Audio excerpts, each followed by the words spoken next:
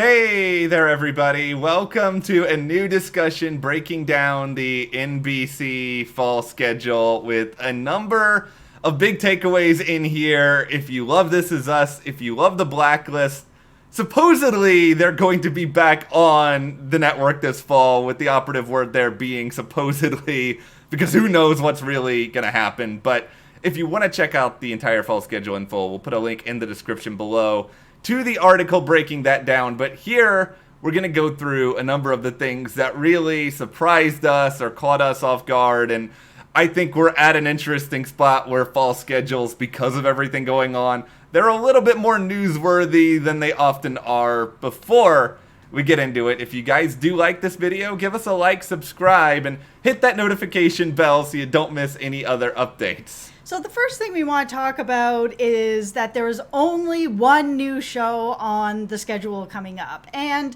normally there's a couple of new shows that they're going to try out. But because of everything that's going on, my feeling is that they want to play it a little bit safe right now. There's just too many variables of bringing in a new show. And the only new show that's going to be on the schedule is Law & Order Organized Crime, which is an offshoot of Law & Order SVU, which is the longest running drama out there. So it's a really, really safe bet. It's basically them just sort of plucking, Chris Maloney from the time machine and then putting him on this new show. It's, it'll be a new crew presumably, but it's still Dick Wolf. Like, they already have a well-oiled machine, and I think, like Jess said, you already have established casts and crews of a lot of they already know what's going on. Maybe you don't want to have, the lengthy training seminar for a bunch of new people who I'm sure are experienced, but maybe not experienced in this, because who is experienced in this, to be honest? Yeah, and I think the other thing is a lot of shows had to shut down production early because of everything that was going on. So at this point, I think just banking on what you already know is able to bring in viewers, is able to bring in money, is able to, keep everything going. It makes more sense that they are just looking at stuff that they already know. So beyond just this, the schedule itself, it's surprising that they're committing to a lot of these shows, right, in the way in which they are.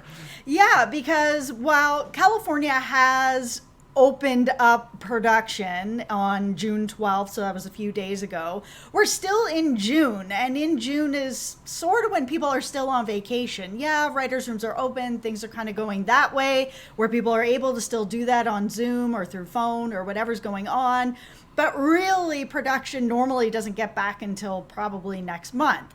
However, some of these shows, like Manifest, that was just renewed, so congratulations, we love Manifest. Yes. Very excited that's coming back. Blacklist, New Amsterdam, Law & Order SVU, they all shoot in New York City, and things are different there than they are here in California.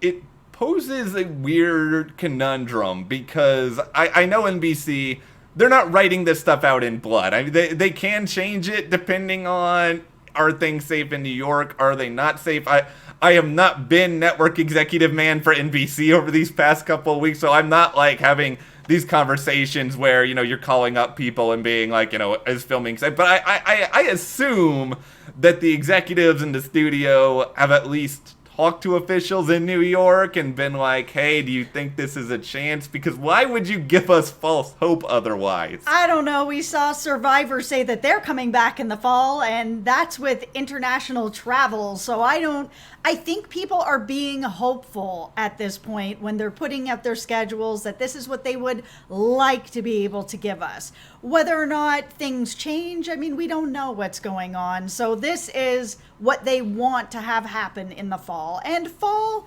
in general is a loose term. We normally think of fall kind of being, September, but really the beginning of winter doesn't start until the third week of December. So fall is all of these months. I cannot wait for the episode of The Blacklist where Reddington manages to contact the Blacklister via Zoom, who is Zoom Man, who is terrorizing people by hacking into their Zoom accounts. This will be the Season 8 premiere. And it may not be great. I auditioned to play Zoom Man, by the way. I think I'm very well qualified for that role. I feel maybe you can. Yeah, maybe. Okay, no, but hopefully they're all actually able to do it. I don't think we're going to see more animated Blacklist. I don't think we're going to see the Manifest Zoom episode. I think they're going to wait until they can actually really start filming. Manifest, I'm really interested to know how they're going to go about this, because they have some pretty big locations and bigger sets, and they're on location a little bit more. It's not like it's all taking place, at Ben's house. I don't know how they're going to do a lot of this. Yeah, Manifest is a lot of outdoor locations. They travel around a lot. So, all right, the third thing that's interesting in this, let's get controversial, everyone. Let's have the One Chicago conversation, because if you were to ask me a couple days ago what I thought was going to happen here, I don't know if I would have an answer for you, because I always felt like, okay, of course you're going to bring Chicago Med, Chicago Fire back on the air. I didn't really see any reason why not. I know filming in Chicago is different than other places. I don't want to get into the logistics of that because I'm not well versed in Chicago production right now. But Chicago PD, we already kind of know the conversations that are going on out there when it comes to police brutality, and these are things that have been addressed on Chicago PD with regularity over the years. However, Chicago PD is also a show with a lead character who often engages in police brutality and often acts as a vigilante on the outside of the law. And I've always said that I have a very difficult time reconciling that this character has a major part in the show, and he's often engaged in this. I don't know what Chicago PD does about this, but I do not believe Chicago PD can continue to go down the same road that they have for so many years. I think it's just frankly irresponsible. So I don't know what Chicago PD is going to do. I know that they sort of dabbled in some topical stuff with Atwater already at the end of this past season, but that to me, I think, is going to be the show out of everything in this climate. I think Chicago PD, Blue Bloods, these are the ones that are probably going to do the most sort of self-examination. So it's on the fall schedule, Chicago PD is. I think we just kind of all have to keep watch on it. Yeah, and we've already seen other shows like SWAT saying that they are going to be incorporating and changing a lot more of what's going on their shows as well, to sort of reflect more real world America and everything that's kind of been going on here. So if Chicago PD is really coming back, and it looks like it is, I expect to see some changes in there, because I as much as I've enjoyed the show over the years, I just can't see it continuing down this same path that you have Voight in the position of power that he's in, doing the things that he's doing. It doesn't make sense. And that's one of the things that I've always had a problem with this show with. Yeah, it's something where we're not in the writer's room. We don't know what they're thinking about, but I feel pretty confident they have to be having these discussions, because otherwise what are they doing? How are they not reading the metaphorical room here? But we'll find out more about that over time. The final thing that's at least worth noting about the fall schedule is the Voice is happening. I don't think that's really a surprise to anyone, but Gwen Stefani is coming back after a season away. Nick Jonas is seemingly leaving for the time being. Doesn't mean it's permanent. He may come back at some other point down the road, but I'm also just sort of wondering, because usually The Voice, they tape their auditions over the summer as well.